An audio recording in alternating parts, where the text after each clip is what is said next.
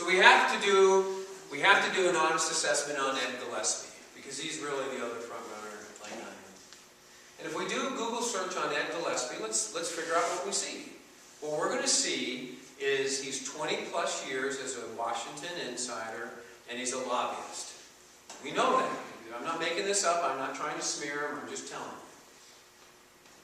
If I was on Mark Warner's re-election team, I'd probably trash him for that. And some of his clients. We also see that he supported the TARP and the bailouts. The very impetus of the Tea Party. And if I was on Mark Warner's re-election team, I'd probably trash him for that. Now, we also know in 2013 that he said that he wants a pathway to citizenship and he wants to have amnesty. This one I'm not sure about, because if I was on Mark Warner's re-election team, I don't know if I'd trash him for that or not, because they're probably the same criminal. But one of the things that he did is he also wrote a book. His book was entitled Winning Right. And on page 245 of his book, he says this in 2006, that he supports the compulsory mandatory health insurance for all emancipated adults. And that's his word, not mine. And guess what else he said? That he wants to use the tax code as the enforcing arm. Does that sound familiar to anybody? I mean, Ed Gillespie was Obamacare before Obama was president. Now, one thing that you have to be aware of, and I'm just trying to inform you, I want you all to be high-informed voters as opposed to low-informed voters. Be careful, because he's going to tell you that he did not support the individual mandate. Okay? He's going to tell you that. And there's a camera recording this, and I'm going to look right in the camera and I'm going to say, Mr. Gillespie, you did not support the individual mandate. That is true. Because the phrase individual mandate was not even in the lexicon in 2006. So he didn't support something that really didn't exist. Like, you know, the sequester? You've heard of the sequester. We didn't hear of the sequester before Obama came in. So the phrase, you know, individual mandate was not even what we, you know. So he's going to argue he didn't support it. Well, but he supported it. Compulsory mandatory health insurance for all emancipated adults. That's what he did. And you have to know this, because when we cast a ballot, we need to remember that if we make Mark Warner run on Mark Warner's record, we win. If Mark Warner runs on Ed Gillespie's record, we will absolutely lose. If he runs on my record, we will absolutely win. Because I don't have anything that's hidden in my background. I was not arrested in some other state. I never pled nolo contendo.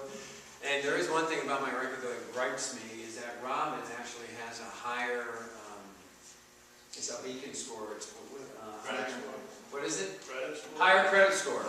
Robin has a higher credit score than I do. It's like 809, and my credit score is like 795. And she hasn't worked in the last 20 years outside of the house. But she's got a higher one than me. It just kind of hurts me a little bit.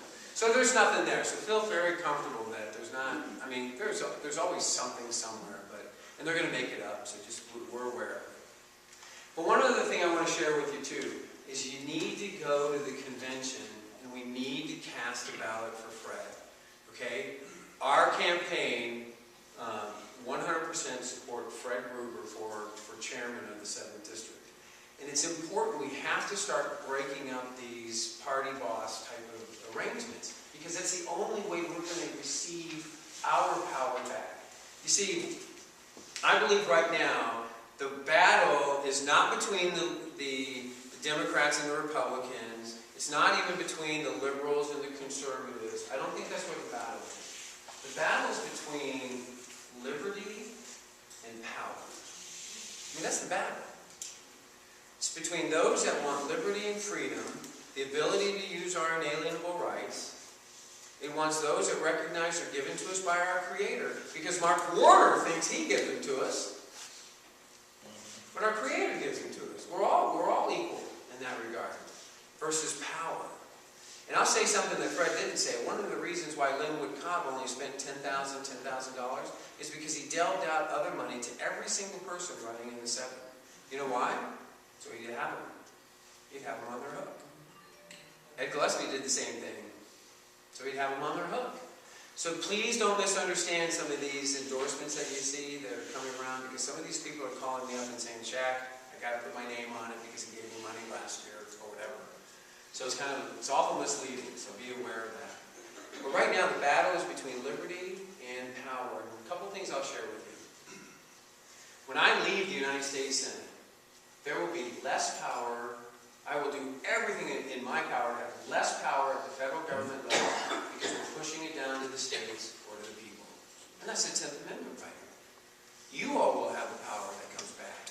And we're going to look at Article 1, Section 8 of the Constitution that gives the 17 enumerated powers that tell us what the federal government can do. And everything else goes to the states. Everything else. There's no exception there. So we really need to make sure that we're going to go from a model that we have today, which is Washington is pushing to the states, and then the states are taking away our individual liberties. We got to go the other way. It's supposed to be we're the sovereign, we're the ones who have the liberties. We grant it to the state, and then the state then pushes to Washington what the state wants. And the best example I can give you is Arizona. I mean, the governor down there is just dying with her borders being overrun, with the infrastructure problems, with the schools and the hospitals. She's just dying. She's asking for federal help. And both U.S. senators from Arizona voted no. Flake and McCain. So she has no representation in the federal level. And it's literally killing the states. So I just wanted to share with you why I can uniquely beat Mark Warner and hold him to his record. A little bit more about me and my wife Robin and about why we're running. So I'll just close with this and then I'll be more than happy to answer your questions. Somebody said to me, they said, you know, Shaq, Ed Gillespie, man, that guy's got name recognition, but only within the Republican Party and only part of it. And he's got a Rolodex. And that Rolodex, he can go into that Rolodex in the morning and pull out $2.5 million by the afternoon. Why in the world would you want to run against that? And I said, well, because he's got a Rolodex. And he could go into the Rolodex and pull out $2.5 million by the afternoon. That's why I'm running.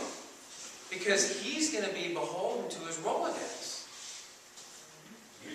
I mean, that's where it's going to go. And I want to be beholden to the people. Fred said it, the power rests in the people. And it's truly that's supposed to be that way. And I also remember Edmund Burke quipped, in order for evil to exist, good men have to do nothing. Remember that? Well, I can't do nothing. So I'm here fighting a Rolodex, I'm here fighting a big money machine, and I need to make sure that I've got your help and support. I'm going to ask you for money as well. I mean, if everybody chipped in $100, it would make a difference. It would keep the wheels on my Prius rolling. Do you know what I have? A big black SUV? No, I have a big black SUV. I have a Prius, and it throws people off. Because on my Prius, I've got my license plate, and my license plate's my Choose Life license plate. So people see the Choose Life license plate, they say it's a Prius. Wait a minute, something's not right. But I do need your help, and I'm asking you for some support.